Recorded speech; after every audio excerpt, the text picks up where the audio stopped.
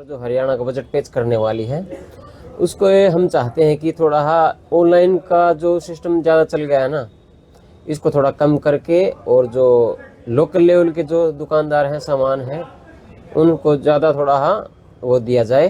तो मेरी सरकार से उम्मीद है और मुझे लगता है कि सरकार मेरी बात को सुनेगी। और सरकार से हम ये निवेदन करते हैं रोज़गार के थोड़े साधन उपलब्ध कराए जाएं। और सरकार इधर हरियाणा में बहुत बेरोजगारी हो चुकी है। हम जितने भी छोटे व्यापारी हैं सरकार से अनुरोध करते हैं कि बजट में इस प्रकार की कोई ऐसी पॉलिसी लेके आए जिससे छोटे व्यापारियों को नुकसान ना हो और उनका गुजारा अच्छे से चल सके। अभी जो ऑनलाइन का सिस्टम चला हुआ है उससे छोटे व्यापारियों को बहुत नुकसान हो रहा है।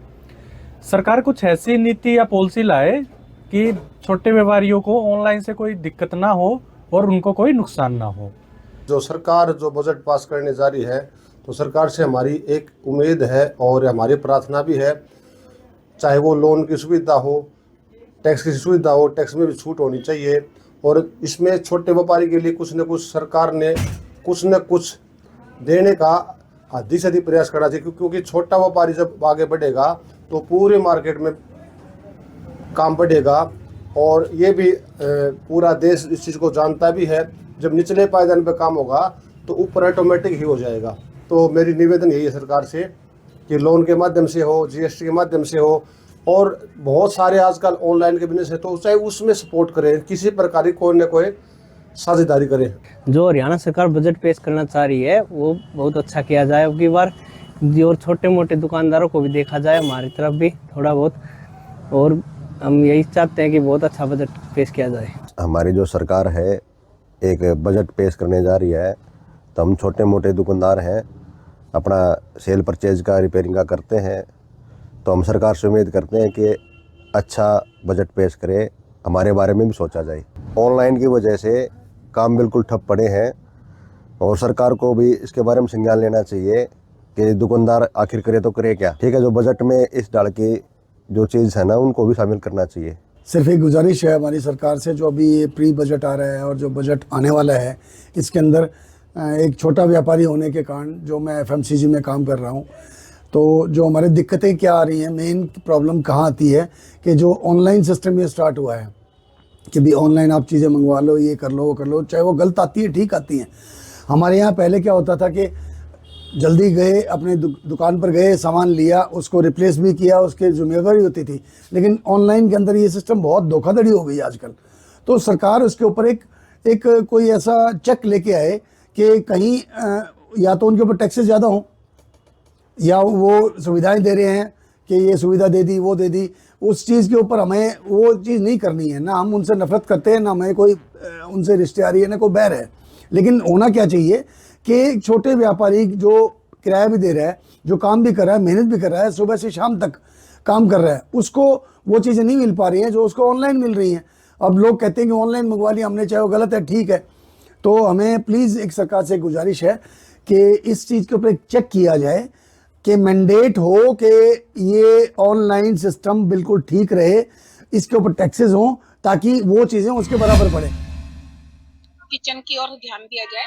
जो किचन के सारा खाद्य पदार्थ है सारा महंगा हो रहा है, वो सस्ता होना चाहिए। दाल वगैरह सभी महंगा है, आटा वगैरह सभी महंगा है, ये परेशानी है, सारा बजट ढीला पड़ा है। ये बजट हर साल आता है और वो घोषणाएं भी होती हैं, लेकिन जो घोषणाएं होती हैं उनका धरातल पे प्रयोग हो रहा है कि नहीं, अमली जामा हो रहा है, उसके लिए सरकार कोई उपाय नहीं करती है। फिर एक साल यूं निकल जाता है।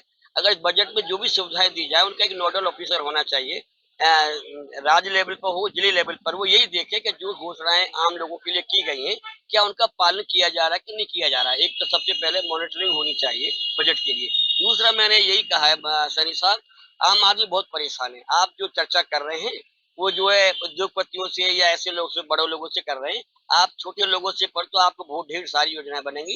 दूसरा मेरा यही सुझाव है कि जो सीमा 80 की कर रखी है आपके अधिकार क्षेत्र में, आप उसको बढ़ाएं। तो बजट से उम्मीद करते हैं कि जी आजकल शिक्षा की बड़ी वो हो रही है, तो शिक्षा का बजट अच्छा होना चाहिए। लोगों को अपना पढ़ाई के ऊपर ध्यान वगैरह देना चाहिए। महंगाई के बारे में, महंगाई बहुत बहुत ज़्यादा बढ़ गई है, महंगाई में कंट्रोल होना चाहिए और सामान वगैरह के बारे में होना चाहिए। तो ये होना चाहिए शिक्षा का इनको ध्यान देना चाहिए। स्कूल बनने चाहिए, स्कूल में बच्चों के लिए टाट फर्श होना चाहिए।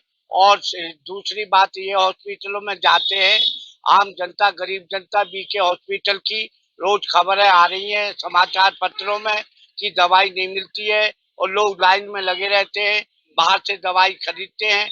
इसका इंतजाम सही होना चाहिए। क्या नाम है आपका? केशव।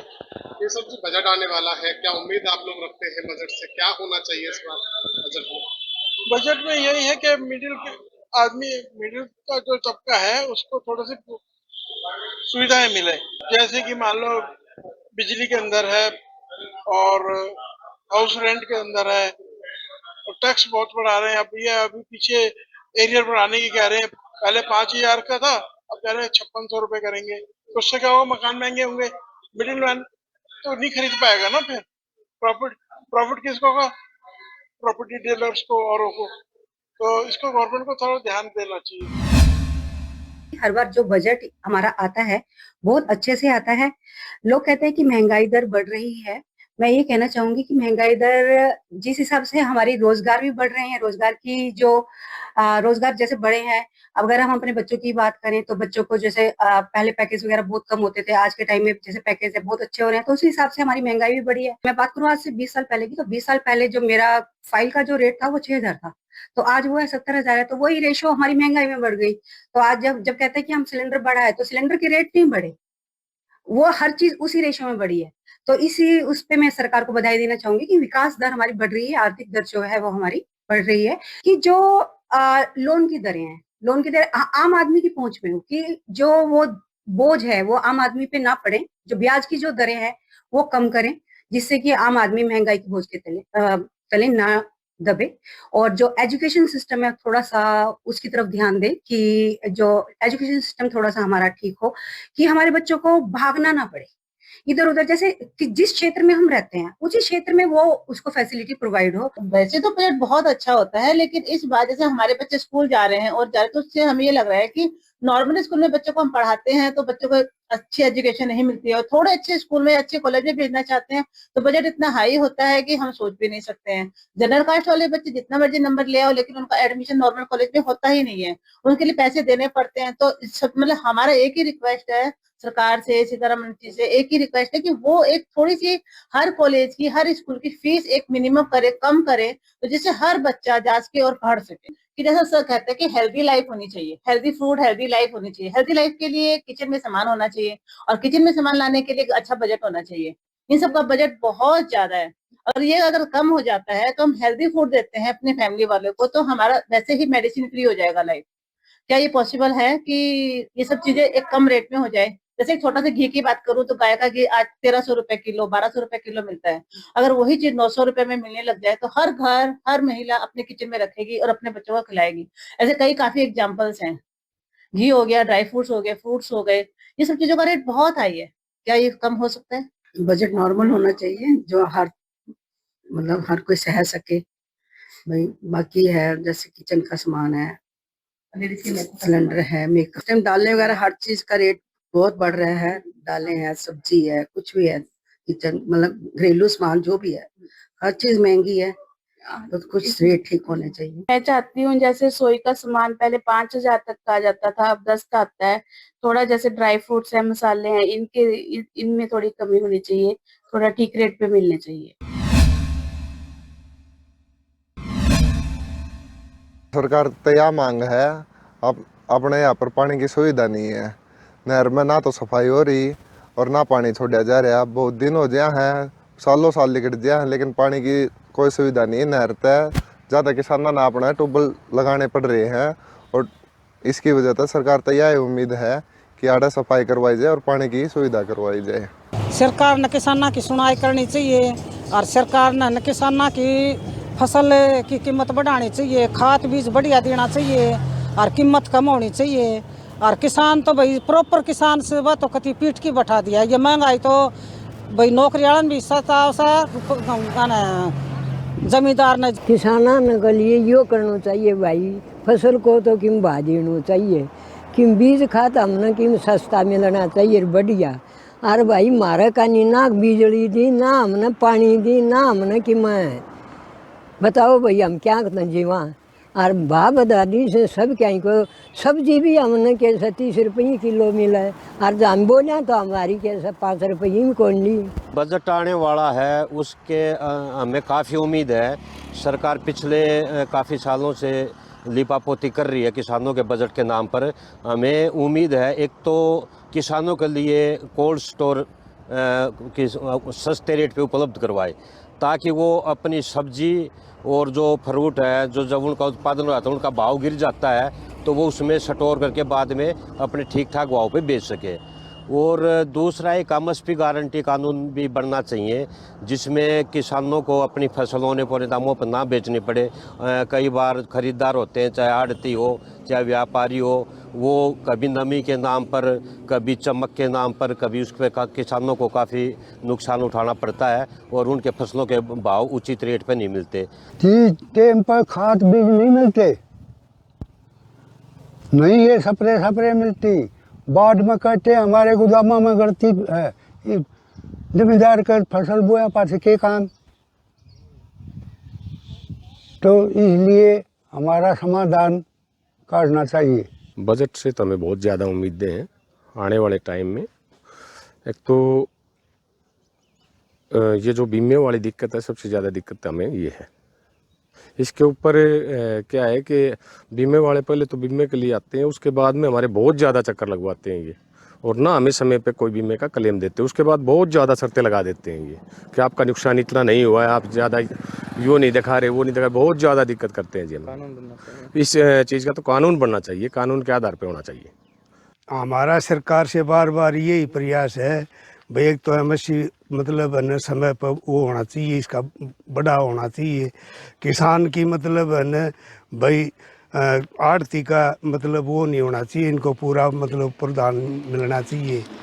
और भाई खाद बीज समय पर मिलना चाहिए। और भाई किसान है ना हमेशा घाटे में जा रहा है, इसके ऊपर कोई ध्यान नहीं न। कृषि के ऊपर तो सरकार कुछ भी नहीं करती, न समय पर ना तो खाद देती ना बीज देती।